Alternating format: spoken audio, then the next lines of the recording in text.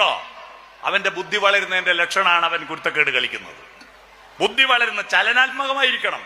ചില കുട്ടികളെ കൊണ്ട് പറയും, ചില ആടേണ്ടപ്പാ ഒരു കുട്ടി ഒരു ഗുണത്തിനുമില്ല ഒരു ദോഷത്തിനുമില്ല, പിന്നെന്തിനാ ഒരു കുട്ടി? ഒരു ഗുണത്തിനുമില്ല ഒരു ദോഷത്തിനുമില്ല, പിന്നെ ഒരു കുട്ടി വേണോ? ആ കുട്ടി എനർജറ്റിക് ആയിരിക്കണം.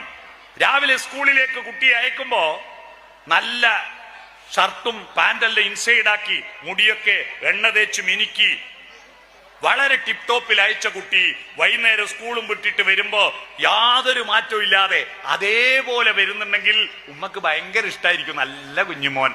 നോ, ആ കുട്ടി അതേപോലെ തിരിച്ചു വരുന്നുണ്ടെങ്കിൽ ഓന് ഒന്നിനും കൊള്ളാത്തൊരുത്തനാ. അവന്റെ മുടിയൊക്കെ പാറിപ്പറന്ന് ഷർട്ടും പാന്റൊക്കെ മണ്ണ് പുരണ്ട് ചുളിഞ്ഞു വരുന്നുണ്ടെങ്കിൽ അവൻ എനർജറ്റിക്കായ കുട്ടികൾ വേണം നമുക്ക്. അതിനെന്ത് വേണം?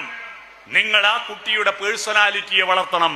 അവനൊരു പുതിയത് കണ്ടെത്താൻ കഴിയണം. അവന്റെ ബുദ്ധി വളരണം.